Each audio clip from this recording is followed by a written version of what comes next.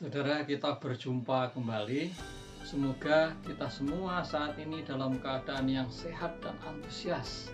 Nah, pada saat ini saya ingin mengangkat sebuah topik yang diminta oleh teman saya.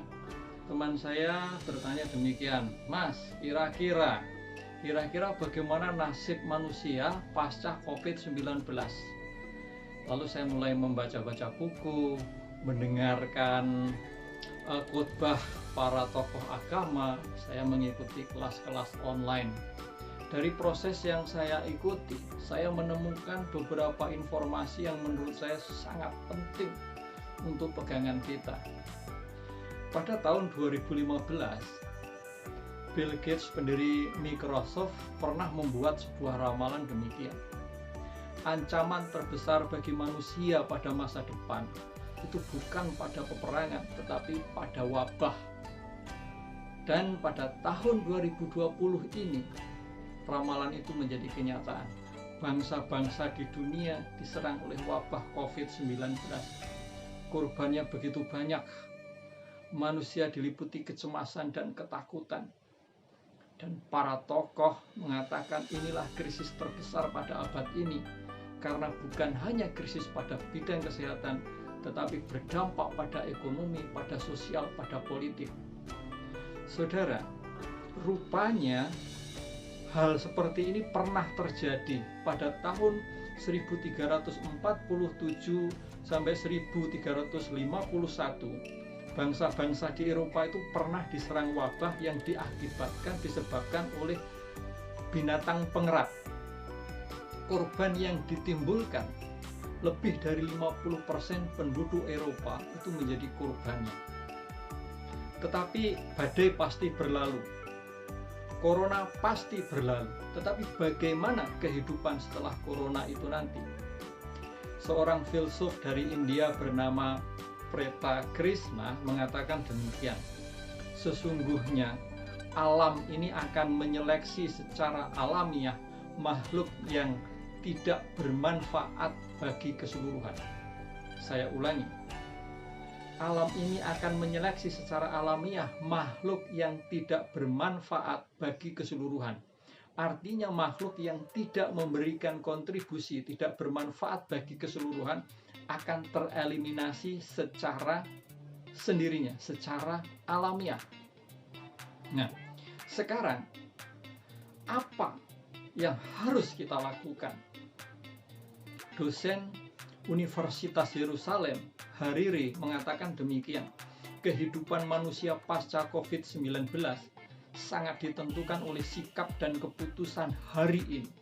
Jadi keputusan kita, sikap kita hari ini sangat menentukan kehidupan pasca COVID-19. Kita mempunyai dua pilihan.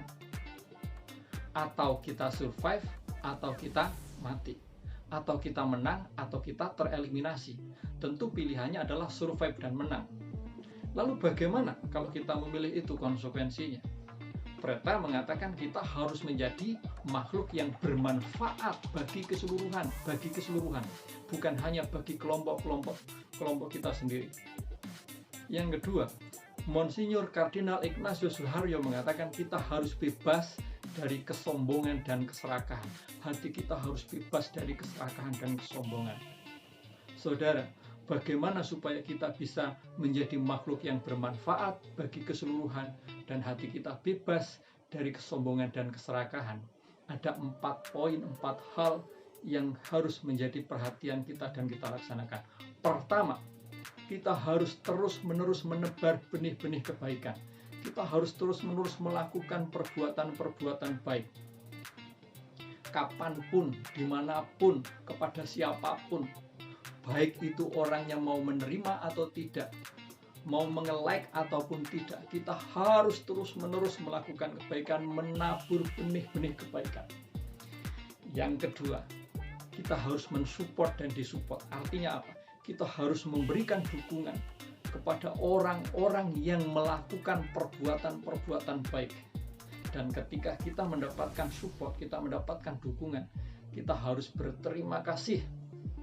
Di sini kita harus belajar ikhlas mendukung, ikhlas, sehingga ketika orang yang kita dukung itu sukses dan dia lupa kepada kita, kita tidak akan mengatakan, dia itu kan yang mendukung dulu saya dan sekarang dia lupa. Kita nggak akan pernah mengatakan itu. Yang ketiga, komitmen dan konsisten. Kita harus mempunyai komitmen yang kuat untuk melakukan itu dan konsisten, disiplin terus-menerus melakukan itu sehingga terbentuk komunitas masyarakat yang kesukaannya melakukan hal-hal yang baik, saudara. Dan yang keempat, kita harus memberi nilai tambah. Ini artinya apa? Dimanapun kita, apapun profesi kita, kita harus memberikan nilai tambah di dalam kehidupan kita. Kalau saya sebagai seorang guru, saya harus memberi nilai tambah di dalam proses pembelajaran kepada siswa. Saya harus memberi nilai tambah kepada pelayanan. Saya harus mempunyai totalitas. Kalau saya sebagai karyawan, saya pun harus melakukan totalitas. Kehadiran saya, apa yang saya lakukan harus memberikan nilai tambah. Sebagai seorang pembisnis pengusaha, saya pun harus melakukan hal yang sama. Itulah saudara-saudara, 4 hal yang harus kita lakukan. Jika kita melakukan hal itu saat ini terus-menerus, maka pasca COVID-19 kita akan menjadi manusia yang bermanfaat dan kita survive. Kita menjadi manusia yang bebas dari kesombongan dan keserakahan. Kita menjadi manusia yang mempunyai kebiasaan habitus baru, masuk di dalam dunia era baru. Sehingga peristiwa wabah COVID-19 bukan hanya membawa derita, tetapi membawa makna, membawa perubahan di dalam hidup kita menjadi manusia yang lebih baik. Kiranya itu pertanyaan dari teman saya, kira-kira bagaimana nasib manusia pasca COVID-19 sangat ditentukan oleh keputusan sikap kita hari ini. Mau menjadi pemenang, mau menjadi survival, atau kita mau menjadi tereliminasi. Itu saja. Terima kasih. Selamat melakukan 4 hal itu secara terus-menerus. Kita pasti